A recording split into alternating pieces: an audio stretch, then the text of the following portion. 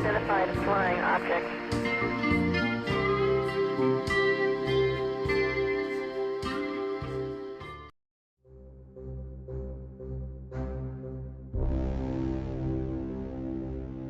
We have an unidentified flying object.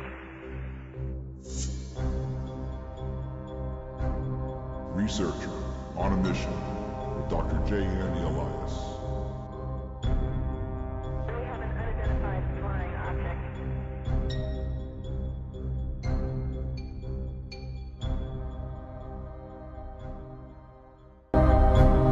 Welcome back to another episode of Researcher on a Mission. That's right, ROAM Radio.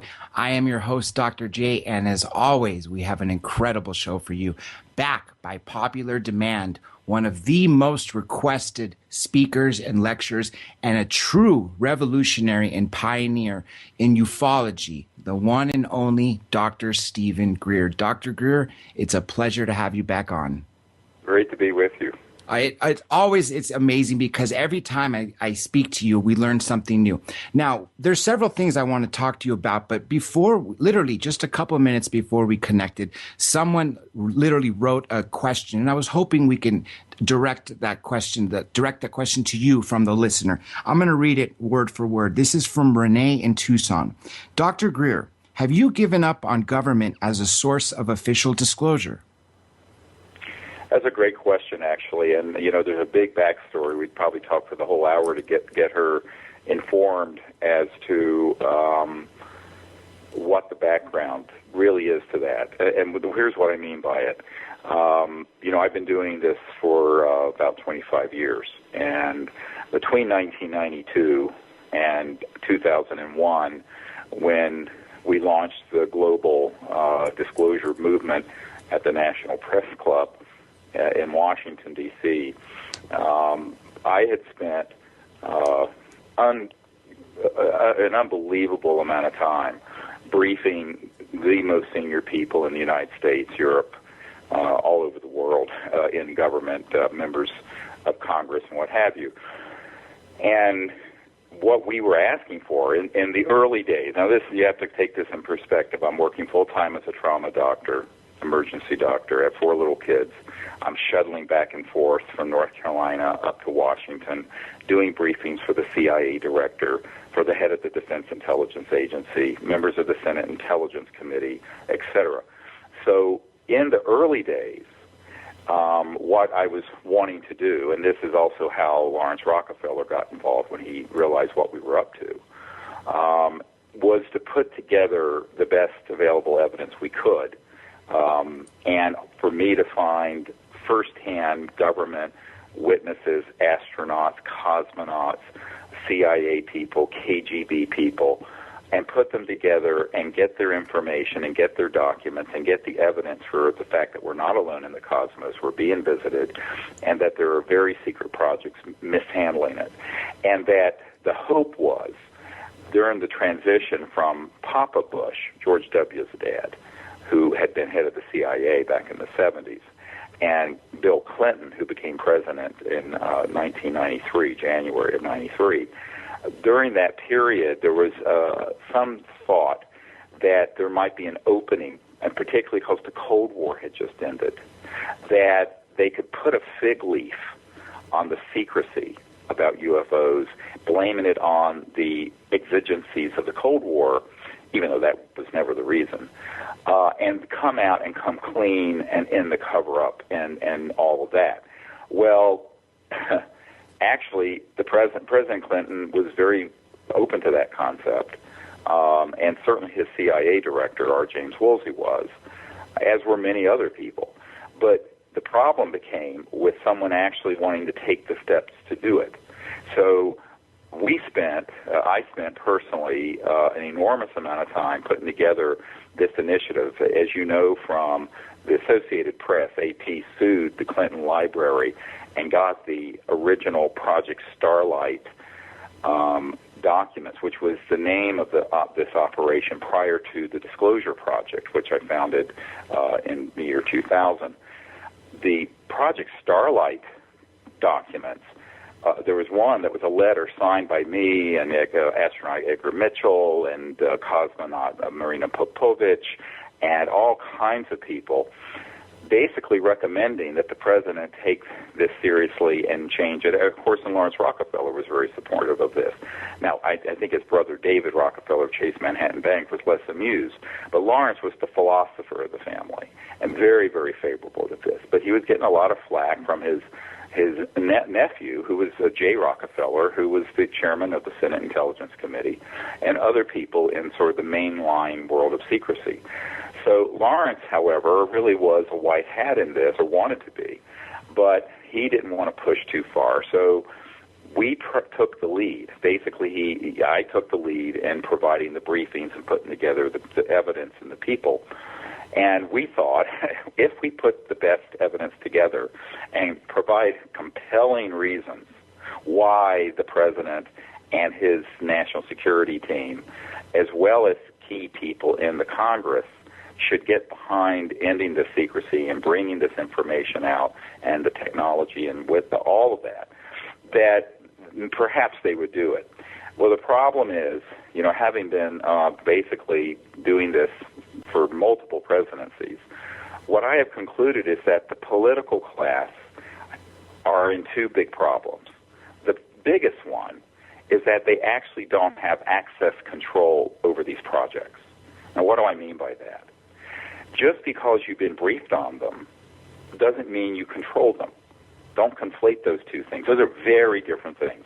And what I discovered, to my absolute shock and horror, was that the President of the United States, as well as his CIA director, as well as the head of intelligence for the Joint Chiefs of Staff and the head of the Defense Intelligence Agency, and the members of the Senate Intelligence Committee I personally met with, like Senator Dick Bryan from Nevada, where Area 51 is, none of them knew anything.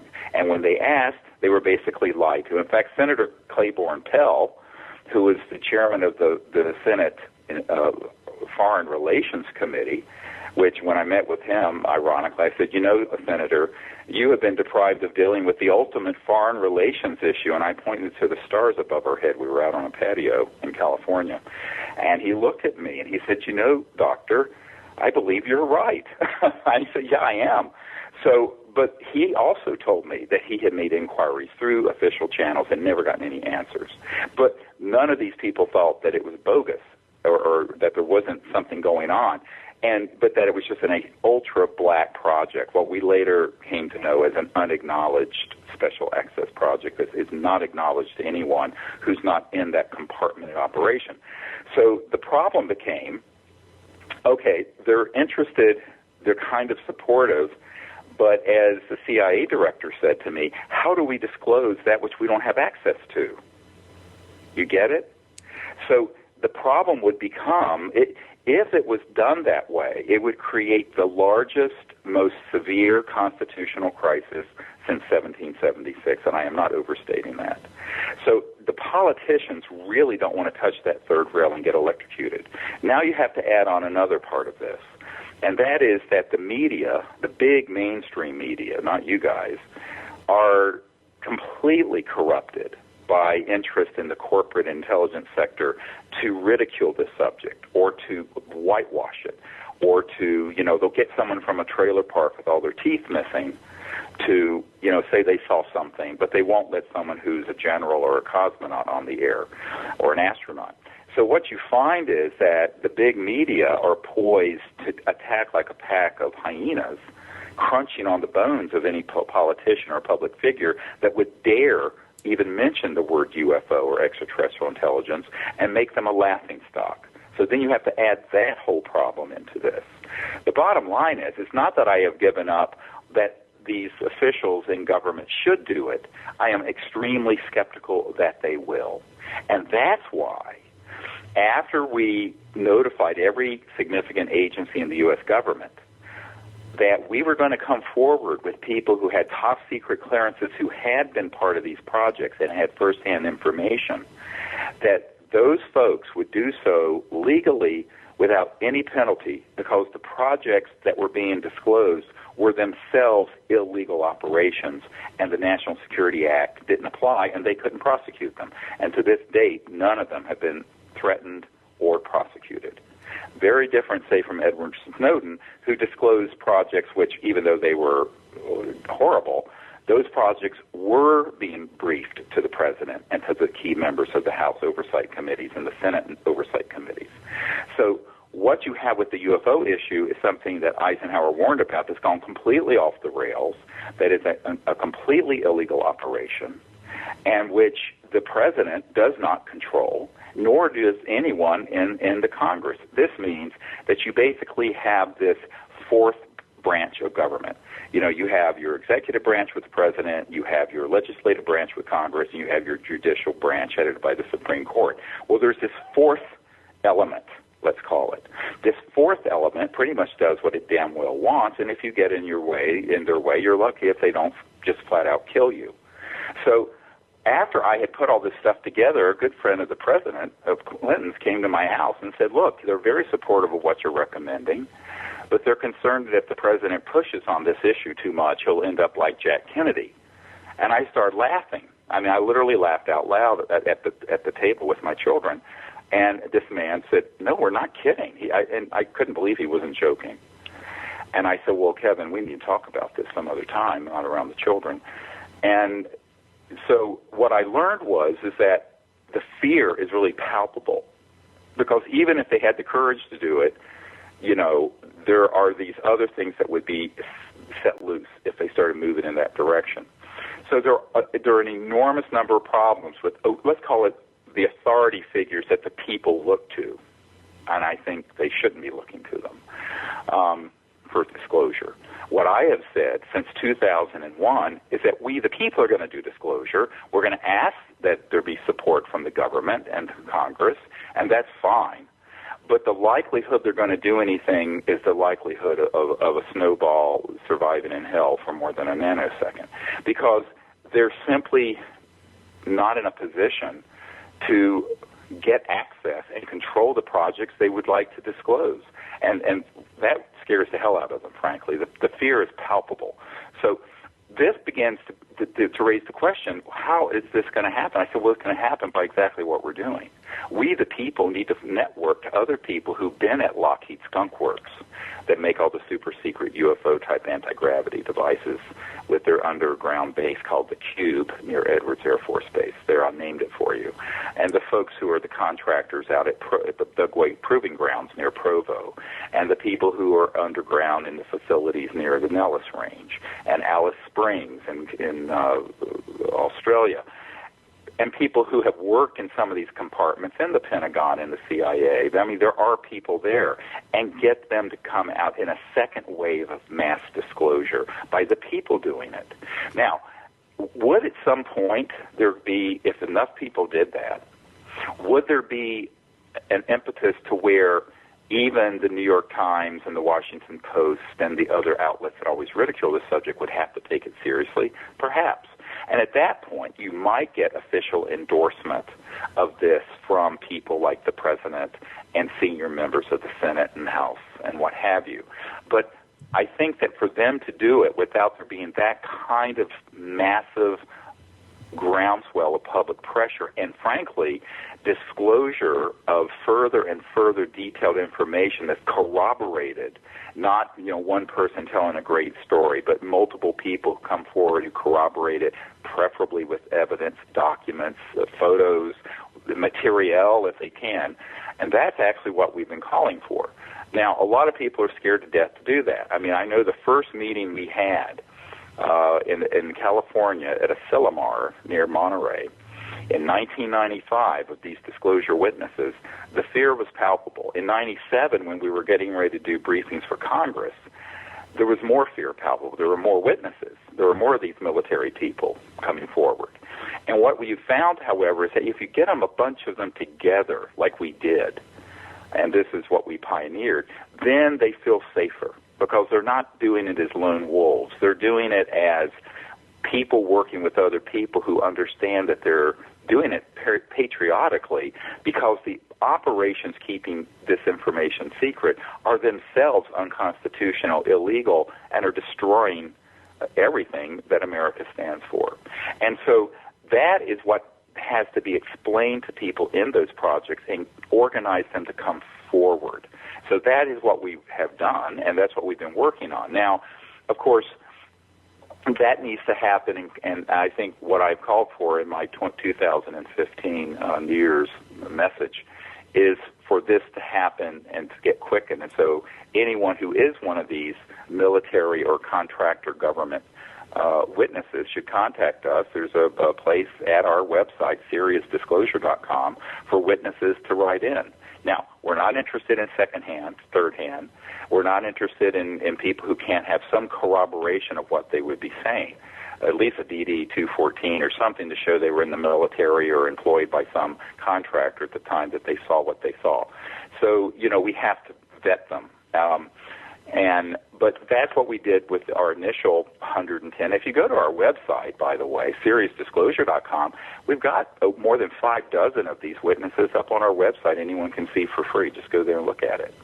But we need to have more of that. Now, if enough of that happened, John, then you might see something. But I do not think that the people need to understand how this has happened and the backstory of disclosure, because this is not known by the public very well. And I'm actually going to do a whole afternoon seminar in Washington, probably in March, and people can sign up to come to it if they want. Our website has a free newsletter. We have no advertising on the site, and you can get this for free. Just put your email address in, SIRIUS disclosure.com.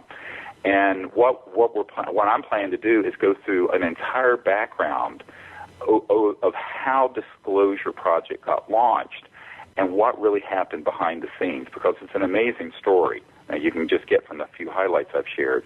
And I think that people need to understand that, because they need to understand that it's not as if we didn't get hundreds of thousands of people to fax and write to their members of Congress in 2001, well, before 9/11 happened, and that we didn't have direct information going to the president and the CIA director and these key people. And by the way, this project, the Disclosure Project, is the only project that's ever actually done direct meetings with people at that level of government. And in fact, last year I met with 120 world leaders on an island off the coast of Australia discussing these issues. But getting people to stick their necks out when they kind of realize that, oh my God, I'm going to be exposed as the emperor that has no clothes. I mean, I don't care if you're the Minister of Defense of Australia or the President of the United States. And this is what Eisenhower was warning us about when he said the secrecy of the military-industrial complex was becoming so complicated back in 1961 when he left office. And that President Eisenhower said this is becoming a threat to our way of life and our democracy. And he was right. He was 100% right. Something you mentioned a little while ago literally is a good transition to what we're going to go into next. And literally, you took it out of my brain. The fact that the government, we shouldn't be holding our breath for POTUS to make an announcement that we've been visited, but rather we have to take it into our own hands. The reason why I mentioned you as a pioneer when I introduced you is because you were talking about consciousness well before any of the other researchers were. And I'd like to say that I'm very proud to see that a lot of people have finally picked up on the realization and the importance of consciousness, such as, Dr. Edgar Mitchell, Sixth Man on the Moon, Paula Harris, even Grant Cameron and Colin Andrews now focus on consciousness. And right. you can't separate science and consciousness / spirituality, because that is the missing link. And this is what the segue that I was going to take it to. You produce events where you're teaching people the protocols for CE5, Close Encounters of the Fifth Kind, human-initiated contact. And you are creating ambassadors around the world to hold these global events so we can take it upon ourselves. And I would love for you to discuss about the progress on the CE5, because clearly a lot more people than last year and the year before. It's just exponential, the growth of the amount of people. And so I would love the listeners to know how they can get involved with CE5 and what the next event is going to be. And I know of one that we're going to speak about coming here in California, Southern California, in April. Right. Well, this is really exactly what I was going to talk about next, and that is the other part of disclosure is mass contact. Now, everyone says, why don't the ETs just land on the White House lawn? That's what Larry King asked me. And I laughed, no, it doesn't happen that way. They're gauging to what extent humans on this planet are ready for peaceful contact. They're not going to push beyond the point of readiness and the level of consciousness of the people on this planet, because if they were to do that, it would be an act of, if you will, psychological violence. It would be too traumatic. So what we have to do is to educate ourselves about these civilizations, what it is to be an interstellar civilization, and what does that mean? Well, in 1990, I founded the Center for the Study of Extraterrestrial Intelligence, CSETI, for the purpose of training people to do what happened, well, basically to learn to do what I experimented with as a teenager, and that is going into deep consciousness and the samadhi state, being able to remote view these extraterrestrial civilizations, connect to their communication devices and their own consciousness, because their communication systems, instead of hooking to cell phone towers, are linked to thought. So if they want to turn something on, they think to it. So it's at the speed of thought, not the speed of light. Why? Because if you're going from one star system to the other and communicating from one star system to another, if you're a million light years away, it takes a million years for the signal to get there. So you know that it's got to be beyond the dimension of space and time, okay, the 3 and 4D sector. You're going to have to go into 5D and 6D and 12D and 50D. Meaning these states of consciousness and higher states of consciousness.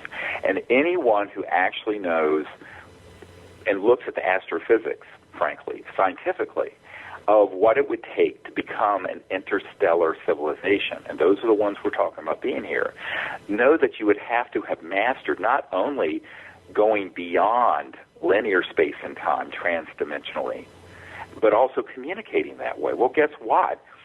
We may not have devices that advanced. I mean, most people are happy to have an iPhone or smartphone, but which is really a piece of junk, frankly. But they know that we have our minds.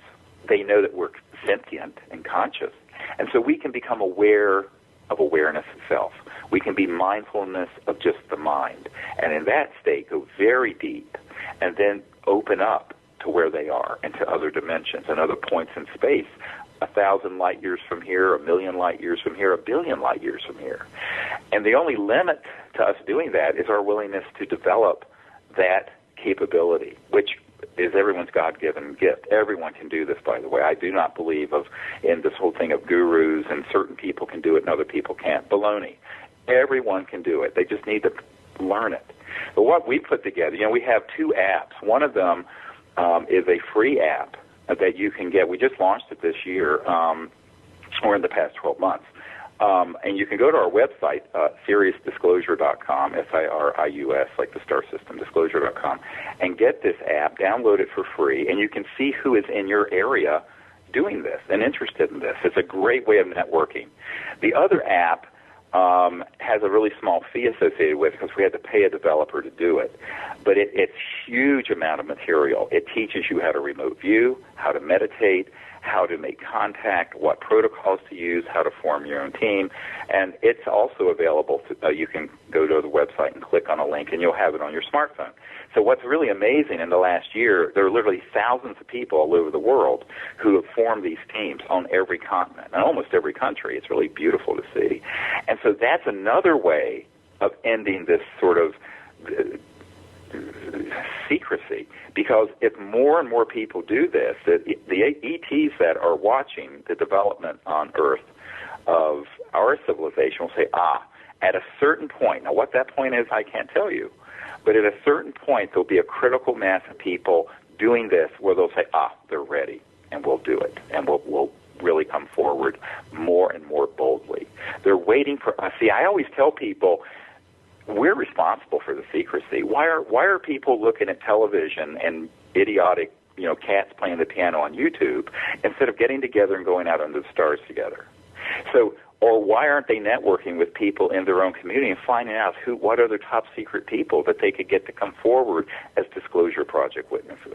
So my message is that of empowerment, not only for direct contact by we the people to the ETs, let's bypass the government, but also disclosure, let's bypass the government. Now, as a consequence of that, at some point in the future, when that'll be, I don't know, the government of this country and others will absolutely have to deal with the issue because it will reach a critical mass of data and experiences and sightings and what have you, that it'll reach a breakout where the intelligence community and even the mainstream media that is basically pimping, and they're basically they're an asset of the intelligence community on key things. Anyone who thinks we have a free press when it comes to really sensitive stuff is incredibly naive. I mean, I've seen it firsthand too many times. But at a certain point, then that will break around that. And there's another thing. We can reach more people on the internet than MSNBC or CBS 60 Minutes reaches in a broadcast. So at a certain point, these media outlets and these authority figures that everyone is sort of, everyone's bowing at the altar of officialdom, whether it be academics or whether it be the government or whether it be the big mainstream media. My attitude about that is, they're kind of making themselves irrelevant because we, the people, can organize and we can do contact, and we can do disclosure, and we can bring out these technologies also. That's the third part of the project I run. There's three things. It's like our little symbol is three equilateral circles that makes a triangle, an equilateral triangle. And one of them is contact, the CSETI project and CE5. One is disclosure, and the other one is bringing out the technologies to create a new civilization that can endure for hundreds of thousands, if not millions of years. So that's really what our projects are focused on.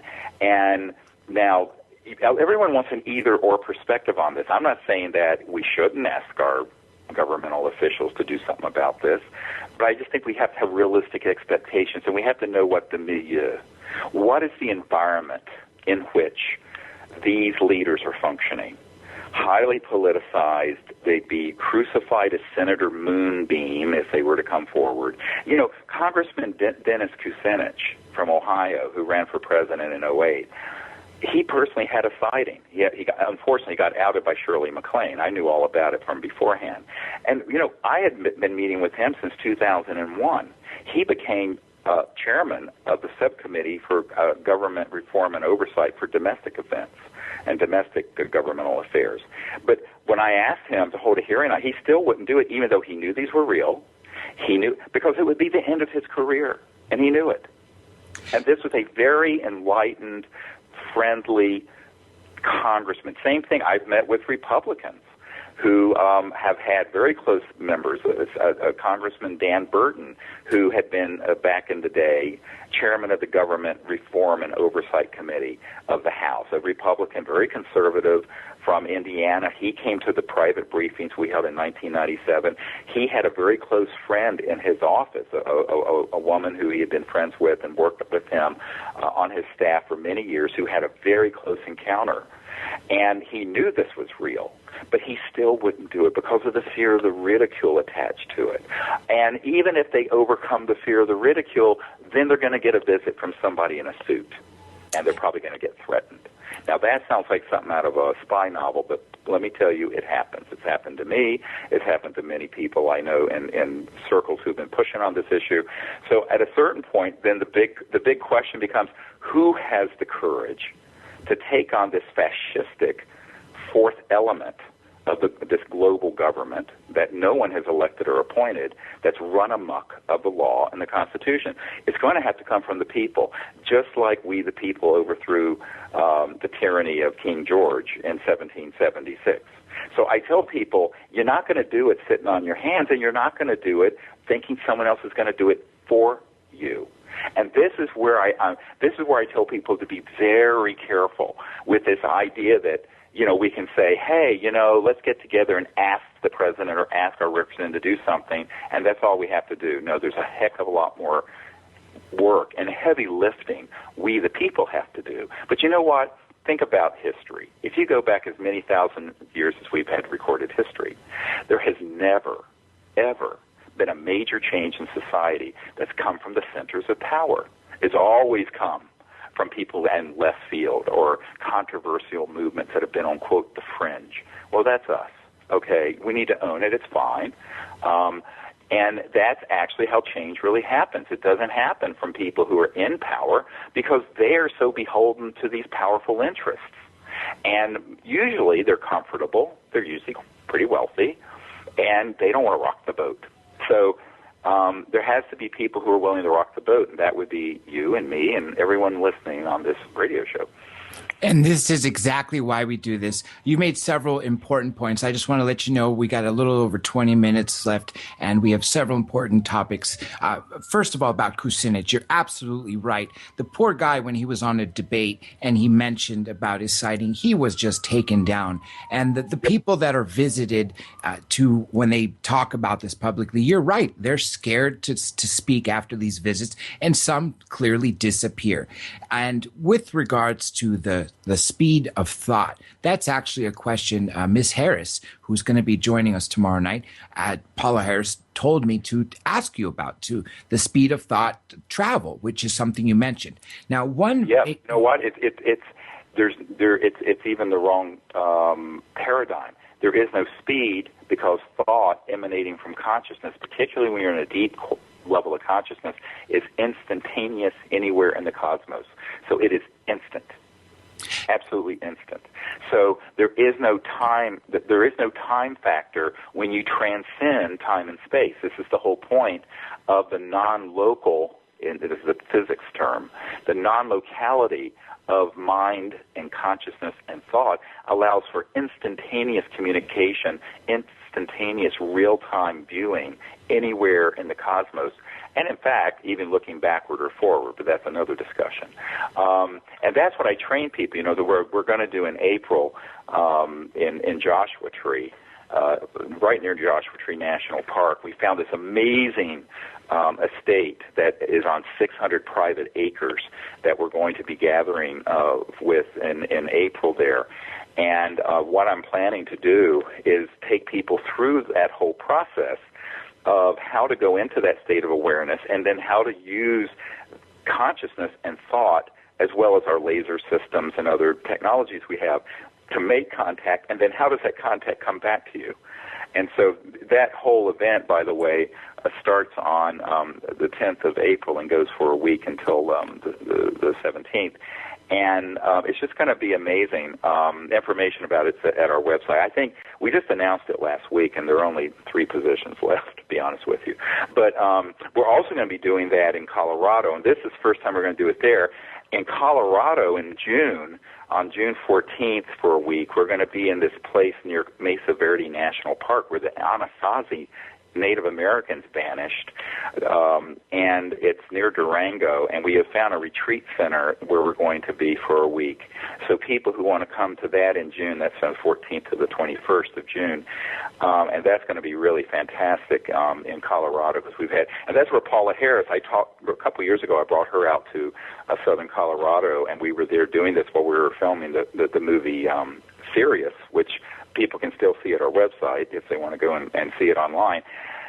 And she was with me, and we were doing this whole protocol with a circle of about 25, 30 people, and this disc, this ET craft floated over, came right over us, and turned, made a right-hand turn, and then a fighter jet was vectored in and chased it, and it kind of made a spiral and vanished. We have this on videotape, and she went, "Oh my God, this is amazing!" So Paula Harris loved it because that was her first time out under the stars doing that with us, and that's where so many people have to. It's wonderful to do it for a whole week because what we do every single night no matter what the weather, by the way, we go out under the sky and we do this. And it's a wonderful experience for people because it's a deep immersion week for folks. But for folks who can't make it to one of these expeditions, they can do it by getting the app and learning it. And we also have a whole training kit on our website you can order. And people have done that. You know, we had someone from, I think it was Romania, write in not long ago that had done this with the app, and he was a truck driver. And here he had this amazing contact event with this craft that came right over, and then this conscious contact with the beings on board the craft, and all kinds of trans-dimensional amazing experiences. And his was just sort of a, you know, the salt-of-the-earth truck driver in Eastern Europe. So what we're finding is that everyone can do this if they want to take the time. I tell people there's nothing to be afraid of, you know, except other humans. I mean, we've been shot at in Mexico by people, and we've had all kinds of problems with humans. But, I mean, the ETs, we've just had the most amazing, beautiful experiences. And it's nice to do it with a group. You don't have to have 25 people, but if you have 3 or 4 or 5 people or 8 people, it's great. And there are teams now of the CE5, Close Encounters of the Fifth Kind, now all over the world. And if you want to see where there are people interested in this near you, you can get this free app and just, you know, look and see. And then everywhere there's a little triangle, that's where there's a person or a team. This is exactly why I call you revolutionary, because you are empowering the people to take it into their hands. Now, I know because we're compressed on time, we can literally spend hours on each individual topic, and then we'd probably still run out of time. But briefly, before I come back to CE5 and the April event and the astonishment from everybody that attends these events, I want to go to some major point. And I've been wondering for years, why are they hiding the extraterrestrials from us? Well, do they think we can't handle it? And it was at the Sirius premiere in Los Angeles. I think it was your scientist, correct me if I'm mistaken, Adam Curry. Is that his name? Regardless. Gary Nolan. Yes. Mm-hmm. We were speaking afterwards, and I realized it's not about us not being able to handle it. It's all about the technology. The governments want to keep us in check. They don't want us to have the ability to have free energy or anything that they can't charge us with. And that's what you really brought to the table in my mind to wake up the world, on top of all the amazing things you've done with the Disclosure Project and, of course, CE5. And I was wondering if for a few moments we can talk about the technologies.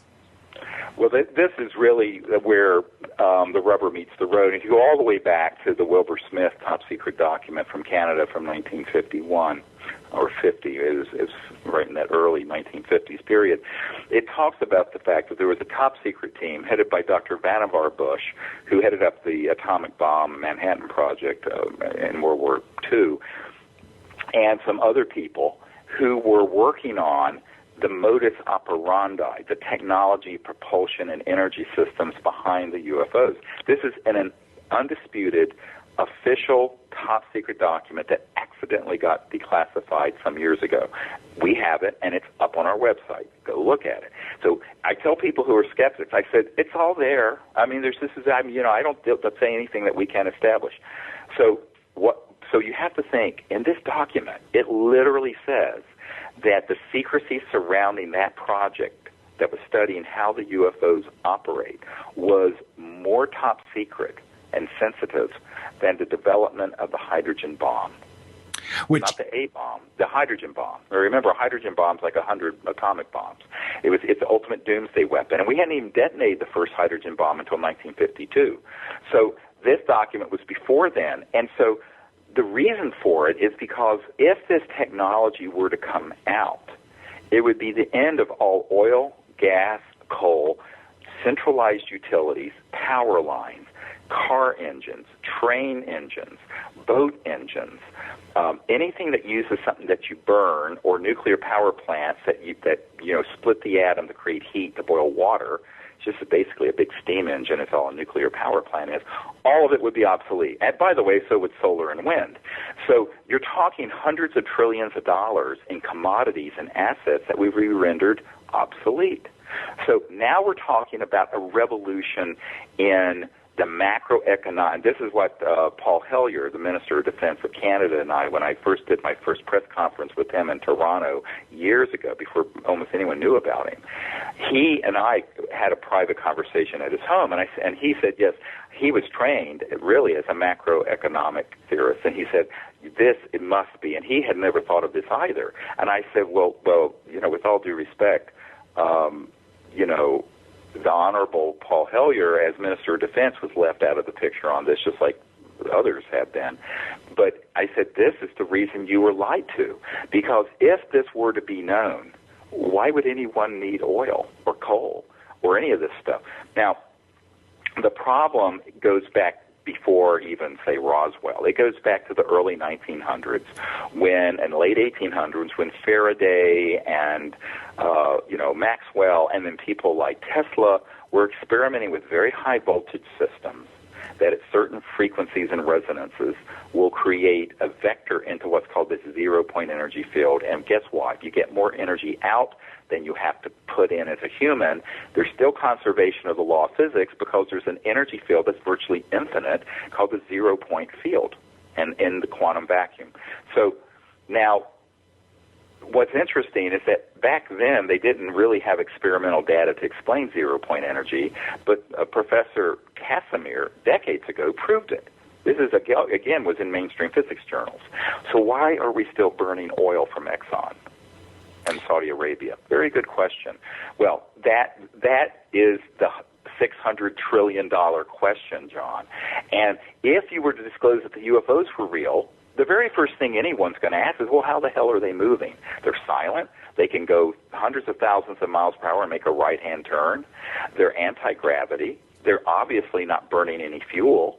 How are they going? Well, you would have to, that whole Pandora's box, from the point of view of people who control the macroeconomic system that has ensured that, out of 7 billion people on Earth, there are only a handful doing very well, and half the planet doesn't even have indoor plumbing. Why? Because, in a sense, we're all slaves living on someone else's plantation. Now, granted, the American plantation is in better condition than the one in the Congo. But make no mistake about it, it's a master's slave mindset. And we think we abolished slavery in the 1860s. We did not. It's this economic industrial slavery, and it is awful. And I always say that there's sort of this joke that we have a free market. Well, how can you have a free market if you are suppressing the biggest scientific developments of the last 100 years? This is ridiculous. But in then steps this World War II era period where we started having Foo Fighters. Yes, there's a band named Foo Fighters, but the real original Foo Fighters were these UFOs in Europe that we were encountering, and so were the Nazis. And we studied them, and we found out and concluded that they were, in fact, interplanetary vehicles. How do I know this? Because General Jimmy Doolittle was sent there by Franklin Roosevelt, and Jimmy Doolittle, that general's nephew, was a physician, a very dear friend of mine, Dr. John Altshuler from Denver. And he said that's exactly what happened. So we have known that we're being visited by interstellar vehicles since at least that point. But when we finally got our hands on one in the 40s and started studying it, then that, combined with some of the work that was done by the Nazis, by Hermann Oberth and Werner von Braun and others, to study, and that is not a myth. That is true. The Nazis had a secret weapon dealing with anti-gravity, and we had a secret weapon dealing with atomic power. But all those people were brought in and made the foundation of our space program, and then the newly hatched CIA. And that's just a historical fact. Now, in those 70 years since then, what we have done, basically, since 1945 to now, is that this massive labyrinthine and Byzantine secrecy empire has become so complicated that almost no one has been able to penetrate it. Jimmy Church just joined us. Go ahead, Jimmy. Steve, how are you tonight, sir? Oh, I'm doing great. How are you? Getting ready for my show here. I'm just sitting here listening in to you guys wrap before we get going here. I just wanted to jump in and just say, keep rolling the rock uphill, man. And we all appreciate everything that you're doing. And Contact in the Desert, are you going to be there? I can't make it this year, but I will be in near there in April at this event, and we may organize a conference after this 1 week event for a large number of people. John and I are working on it, so stay tuned. So if people want to find out about it, sign up on our email list at Sirius. Yeah, John sent me the info on that, and I thought, wait, is it April or is it going to be May? I just thought, is this a typo? You know, is it Contacting the Desert, or is this a separate event? What's going on? This is a separate event. This is a separate event that's a small group. It's only 25 people, very, very small. It's a training program that lasts an entire week. But then after that, we're thinking perhaps in the Southern California area to do a program that would be just a day program that I would do that would be a seminar and workshop and training program for a larger number of people, a few hundred people perhaps. So that we're still working on. But I had another. I couldn't make it to the event in May, but I'll be out there in April. So hopefully some of the folks out there will be able to get together with us then.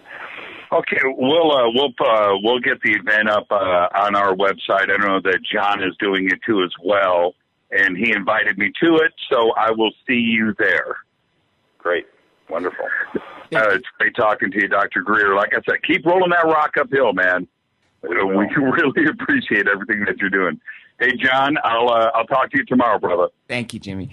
Sorry about that. Dr. Greer, we got about 10 minutes left, and I know we got several things to touch on. And I was just going to make a quick comment. The Honorable Paul Hellyer will not only be joining us again here soon, but he speaks very highly of you as well, just as everybody does. And he, too, is picked up on the consciousness. And if only he was involved and knew about this when he was in power, I think would be in a greater place.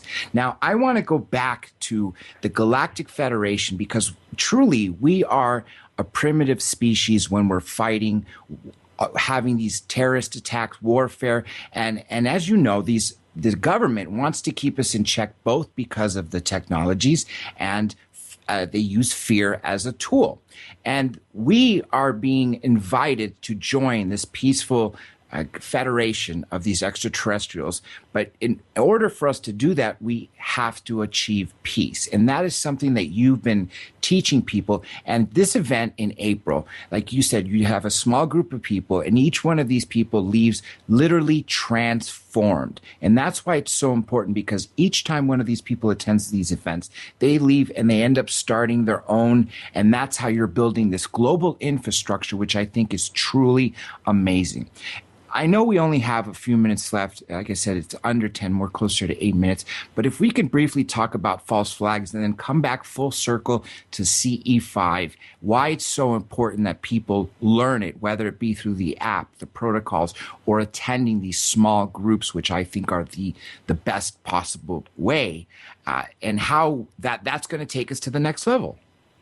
Yeah, and I hope to have a larger group event in April also, if we can get that organized in time too, so if, anyone can come in a much larger setting. But here's the thing about false flag operations. And false flag operations are things where intelligence operatives will hoax something to create a decoy and to create a nexus of disinformation, a sort of a push of false information and events.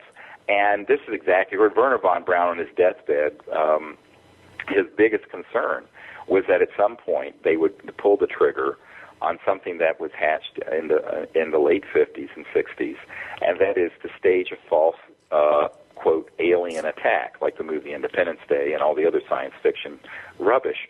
But what's interesting about it is that, when I first heard that, I had already been briefed by several other people who had actually been on an interagency committee planning to do that. Now, let me repeat that, where it was full. And I said, when were you on this committee when it was fully operational, where they could stage things that would look like UFOs, creatures that would look like aliens, and they said, oh, well, that was in 1974, and it had been going for quite a while before then. Now, this was a guy. And then I ended up meeting several different people who didn't know each other, who had been involved in various components of this false flag operation. And so, I started thinking, well, what is this about? And one of them said, look, you cannot keep growing the multi-trillion-dollar military-industrial complex without a bigger and bigger and bigger enemy.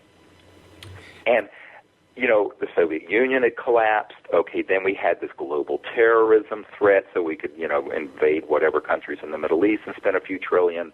But ultimately, you know, Leon Panetta, the CIA director that I had gotten a lot of briefing materials to in the early Obama administration period, you know, he once said, he says, we're spending over $100 billion a year chasing less than 70 al-Qaeda people in Afghanistan. This is insane.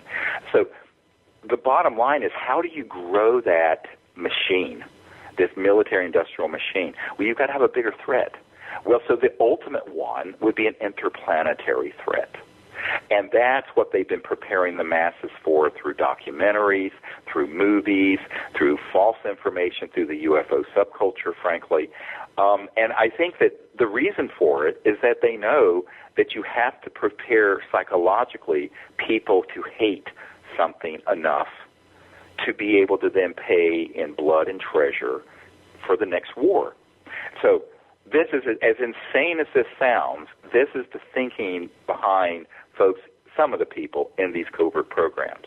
And I was warned back in the early to mid-'90s, it was probably 93, 94, 95, that if I started exposing that would be the thing that they really would be upset about. It is because they don't care if people believe UFOs are real and that ETs are real, so long as they believe that there are enough of them out there that are a problem to support the next big war push. So it's sort of like the Gulf of Tonkin incident in the Vietnam War, where we kind of exaggerated and staged this whole thing so that so Johnson would panic and the Congress would panic and authorize a massive expansion of the Vietnam War when we were getting ready to get the hell out of there, which is what we should have done. So these things happen throughout history all the time. This is not a conspiracy theory. So I always tell people, let the buyer beware, caveat emptor. You've got to be aware that there is this tendency to put out frightening information. And I tell people, it's way too late for world peace. We have to have universal peace because we've squandered 100 years where we should have had world peace, and now we're in this situation where we're poised to become interplanetary. So we have got to get our consciousness to a point where we cannot be manipulated. It's like the old song from the 70s, we won't be fooled again. We cannot be fooled again. And unfortunately, now this is my own take on this, the majority of people who get involved in the UFO subculture do get fooled again because there's so much information out there that is frightening, when I think the really thing we need to be frightened of is the degree to which we are manipulated with fear. No one's talking about that. And I think this is the thing that keeps me up most at night, is the extent to which people can be stampeded into something like we were in Vietnam, or for that matter, Iraq. When obviously there were no weapons of mass destruction there, and we knew it. But we still, everyone got stampeded into it because of what happened on 9/11. So now the question is, could there be a cosmic 9/11? There could be. And I have met with men who have been on these interagency teams where those things have been planned and ready. They could push a button and launch it tomorrow, and it would fool virtually everyone from the White House on down. So I think the public needs to be not fooled again. And so, I always tell people, you got to put a light there where this sort of dark and, sort of crazy ideas keep festering, and kind of it's sort of like the Wizard of Oz, where you have the old guy back there, scaring the bejeebies out of one, and then they finally pull the curtain back and it's this old crudmudgeon. Well, that's a lot of this. The whole fear that people have about aliens. I'm going, believe me, if you've got the ability to travel from one star system to another and they were hostile enough to hate us, it'd be over. It wouldn't be like one ufologist, they've been warring over Earth for 290 million years. Really? With what? Clubs and machine guns? I said, come on. We're talking about civilizations that are capable of interstellar transdimensional travel.